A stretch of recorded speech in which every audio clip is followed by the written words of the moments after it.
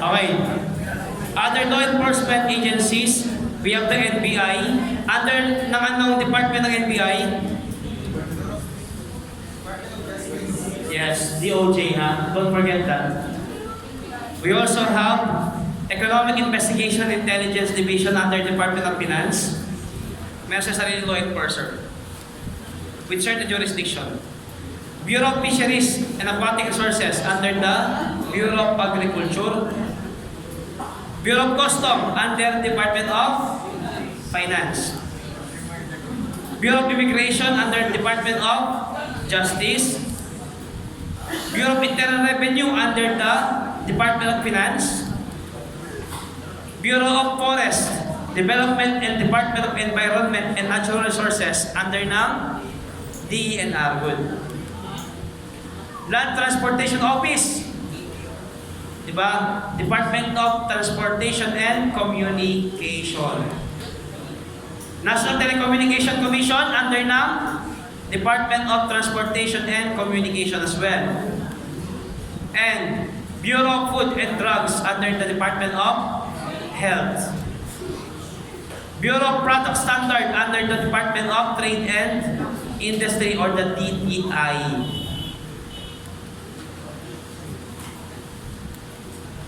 The concept of police service. Kanina, theory ito, concept naman.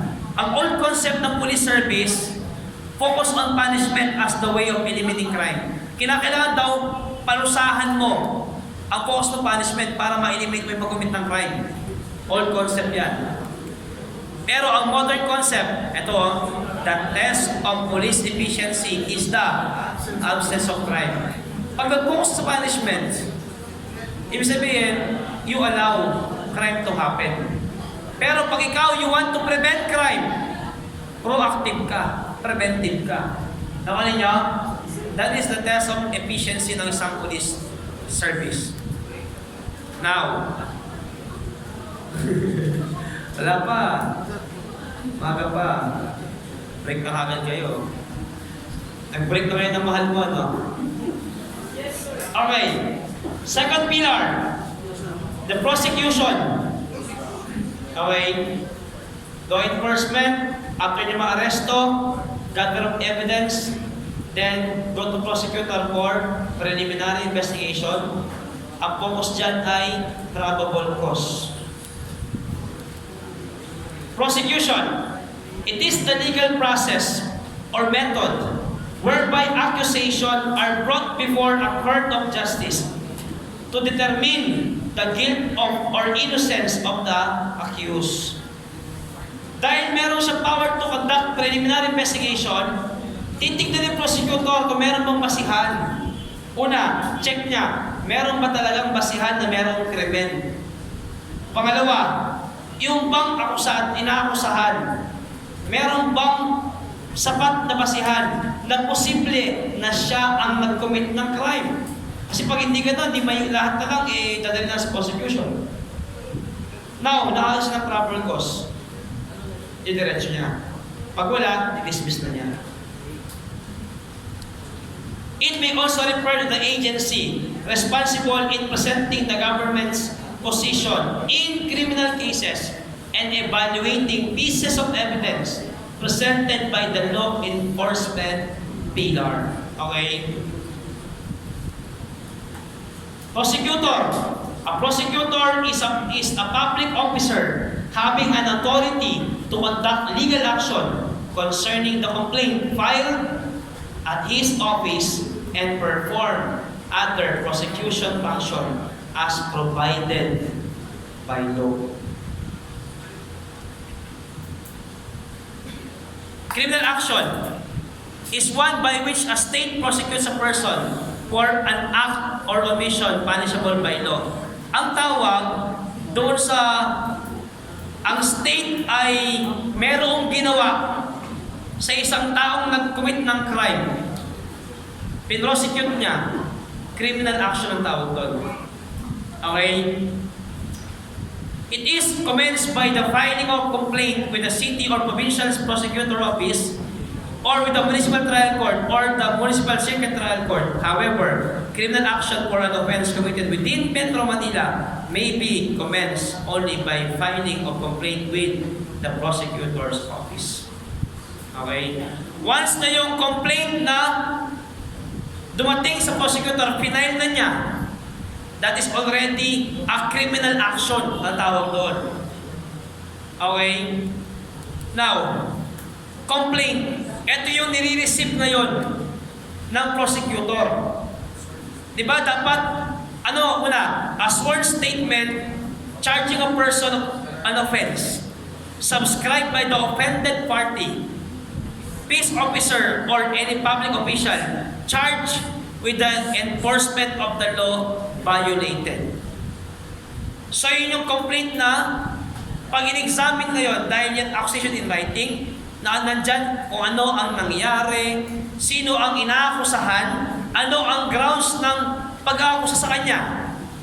Tinanggap ngayon ni prosecutor, anong gagawin niya? Preliminary investigation. I-check niya, may basihan ba, may ground ba, at posible na siya nga ang gumawa. Now, yun din, pag sabi niya, may probable cause. Ang next na gagawin ni prosecutor, ipa-file niya yun sa court. Maliwanag ba yun? Kaya nga, ang sabi ko sa inyo kahapon, tatlong klase ang detainee. Number 1 detainee under preliminary investigation. So the moment na ang police inaresto ka, under ka na ng detainee ka na. Tapos dadali ka niya kay prosecutor. Sabi ni prosecutor sa'yo, o sige, meron siyang probable cause. I-file natin yung complaint sa korte. Yung ngayong taong yun, dadalhin ngayon, it's either sa lock-up jail or dadalhin siya sa BJMP. Bakit? Ang trabaho ng BJMP? Detainee din, di ba? Kaya Bureau of Jail Management and Criminology. Dalawa mangyari doon. Number 1, undergoing trial. Nakuha niyo? Preliminary investigation, undergoing trial. Nasa BJMP ka for safekeeping. And number 3, awaiting for final judgment. Yan ang tatlong uri ng preliminary ng detainee. Next, offended party. The person against whom or against whose property the crime was committed. Ang tawag sa taong ginawa ng krimen or sa tao may property na ginawa ng krimen ay offended party. Or the victim itself. Information. An accusation in writing charging a person of an offense subscribed by the prosecution or prosecutor and filed with the court.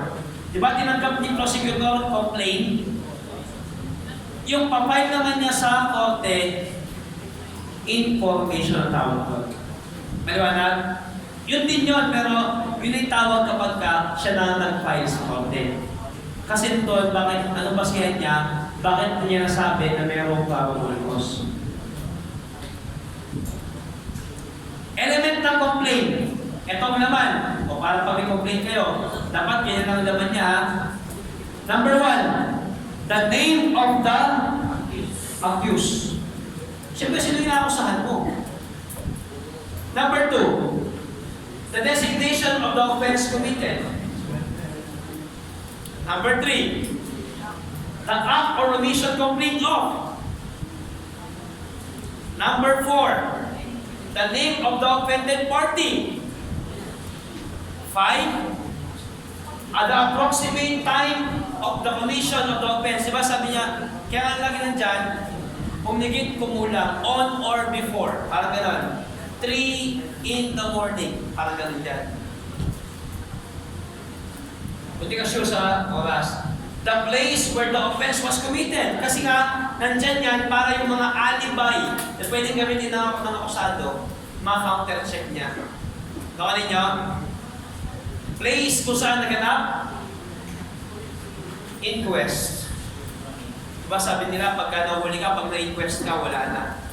Diba no? Bakit kaya? Kasi hanggat hindi na-inquest yan, ang police pa lang ang may hawak sa kanya. The moment dinala mo sa prosecutor, Sabi nila, pina-inquest na, sabi nila. Ano yung sabihin yan? An informal and summary investigation conducted by a public prosecutor in criminal case involving a person arrested and detained without the benefit of a warrant of arrest issued by the court for the purpose of determining whether or not the said person should remain under custody and correspondingly be charged in court. Now, yung police, dala niya yung inaresto niya sa prosecutor. Ang prosecutor magkakandang ng informal and summary investigation or hearing. Titimbangin niya, tatanungin niya, babasahin niya yung complaint, ano yung ebidensya. Ang tawag doon, inquest proceeding or inquest. Maliwanag? Doon magdi-decide ngayon. Itong si prosecutor, kung sasabihin ba niya na i-remain mo siya under custody. Tapos, tuloy-tuloy na yun. Dahil pinakustody mo siya kasi mayroon nga probable cause, ipapile mo na ng prosecutor ang information sa korte. Ang tawag sa process na yun, sa pagdinig na yun, sa proceeding na yun, inquest. Copy.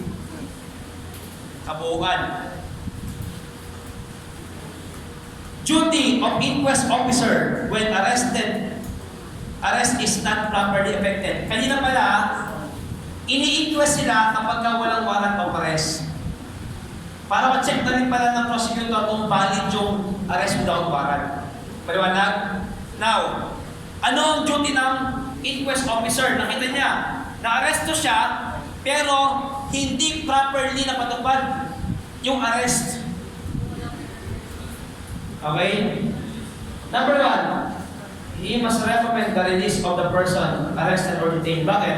Doon pa lang, yung karapatan ng tao, minayulate mo na. Hindi tama yung pag-aresto mo sa kanya. Lalo na, pag hindi mo sinabihan ng Miranda doctrine, Miranda rights niya. Maliwanag? Paparilis niya. Note down the disposition on the referral document. Ilalagay ng inquest officer kung ano ang dahilan niya, bakit niya dinesisyonan na gano'n. Kasi baka naman nababayaran. Dapat may basilan siya. Tama? Kaya documented lang dyan. Remember this line na, there is no oral legal. All legal are written. Prepare a brief memorandum indicating the reason for the action taken. Dapat, gagawa ng memorandum ang prosecutor at ipapaliwanag niya ano ang mga dahilan niya at ano ang mga ginawa niya sa pagdidig sa inquest proceeding. Dapat nakalahat yan. Can you follow me? Yes. Kahit in-imagine namin yung nangyayari, parang this, kasi ito nangyayari ito eh. Alam niyo ba, kahit hindi pa kayong polis, pag may nangyayari, kayo tinatawagan nila. Tama? Oo. Tapos tatanungin nila kayo. Tapos pabilang pa yung nahuli. Hindi alam mo kung ano ginagawa ng trabaho nila. Hindi ka mapaikot-ikot. Marami na akong naranasan ganyan sa amin. Eh pag alam mo, tapo na si JS, hindi ka pwedeng paikot-ikutan. Makita mo yung irregularity. That will also be the ground of the dismissal. Forward the same together with the record of all the case to the city or provincial prosecutor for the appropriate action. After dismiss the prosecutor, yung complaint, yung evidence, lahat ng document tinanggap niya, forward niya sa higher prosecution office. Now, ang tanong, duty of inquest officer when arrest is properly effected. Halimbawa, nakita ni prosecutor, ni inquest officer, ni piskal, na tama yung pagka-aresto during inquest proceeding, ito ang gagawin niya. Tama ang pagka-aresto. Should the inquest officer find that the arrest was properly effected, he shall proceed with the inquest by examining the sworn statement or affidavit of the complainant and the witnesses and other supporting evidence submitted to him. Doon siya magsisimula. Babasahin niya ang complaint, babasahin niya yung mga sinumpang salaysay ng victim tsaka ng mga testigo. at check niya kung ano ba ang mga ebidensyang meron. Part ng inquest proceeding yan, ha? If necessary, the inquest officer shall require the presence of the complainant and subject them to an informal and summary investigation or examining the purposes of determining the existence of probable cause. Ano, nakita nyo na yung picture na nangyayari sa loob. Pwede rin i-request na patawag si victim tsaka si witness kung kinakailangan. Nang sa gayon, meron summary examination para makita kung meron talaga probable cause kung kinakailangan pa. Now, what is probable cause? 1 point sa board exam yan. Lalo na sa non-instinct, lumalabas din, tas dyan, sa institutional correction, tsaka dito sa may CJS, favorite dyan sa prosecutor. Kasi dyan sa prosecution, yan lang ang usually tinatanong. It exists when the evidence submitted to the inquest officer engenders a well-founded belief that a crime has been committed and the arrested or detained person is probably guilty thereof. Ito daw, after makita ng inquest officer yung ebidensya, nabasa yung statement, nabasa yung complaint, tapos nag-conduct siya ng mga summary proceeding, nakita daw ng inquest officer na mayroon na na-commit na crime, may na-violate na batas, at posible na yung inaresto, yung detain, siya ang posibleng gumawa ng krimen, kaya ipapadetain niya. Merong probable cause, sabihin niya. I-detain, tapos i-file sa korte ang information para magpatuloy ang pag-usad ng kaso. Then make myself clear?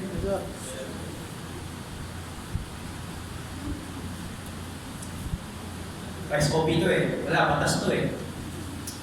Presence of probable cause, sabi niya, meron. Ano mangyayari? Ito mangyayari. If the inquest officer finds that probable cause exists, he shall prepare the corresponding complaint or information with the recommendation that the same be filed in court. The complainant or the complaint or the information shall indicate the offense committed and the amount of bail recommended if bailable. Sabi niya, meron probable cause, gagawin niya ng recommendation. I-file niya yung information sa korte. Tapos may recommendation si inquest officer. Depende sa bigat ng kaso, depende sa bigat ng ebidensya. Pati yung mga pilisa rin ba mga non-bail na mga sentence, pwede ba mag-bail yun? Yung ba mga life imprisonment na magiging sentence na krimen, pwede ba mag-bail yun? Depende. Kung konti lang, kung mamahina ang ebidensya, baka payagan yung prosecutor. Generally, yes, hindi pwede. Pero, sabi ko nga, depende sa bigat ng ebidensya. Tsaka, depende sa bigat ng dahilan kung posible ba siya huwag na magpakita or posible siyang magpakita. Now, the higher the crime, the bigger the crime, the higher the bail. Ano ba ang bail? Surety. Para makatiyak tayo na itong taong ito ay magpapakita sa mga pagdinig. Paliwanag? So, nalagay ni prosecutor magkano yung bail o kung bailable ba siya. Next. Absence of probable cause. Wala, sabi niya. If the inquest officer shall find no probable cause, he shall recommend the release of the arrested or detained person. After he requests or recommend the release, note down the disposition of the referral document. Note niya, bakit niya pinapa-release. Ano ang dahilan niya? Bakit niya nasabing walang probable cause? Lahat yan documented. Kasi baka i-check sila. Prepare a brief memorandum indicating the reason for the action taken. May memorandum siya gagawin. And then, forward the record of the case to the city or provincial prosecutor for appropriate action. Now, kaya nga si prosecutor hindi basta-basta pwedeng nagyan talaga dapat. Kasi whether i-dismiss niya o hindi, may probable cause o wala, pa-release niya o pa-detain niya, lahat ng kanyang desisyon o action taken are in the memorandum, are taken down those, at yung kanyang ginawang disposition, laging go forward niya in the higher prosecution office. Bakit? Sa mga susunod na slide, makita ninyo kung bakit.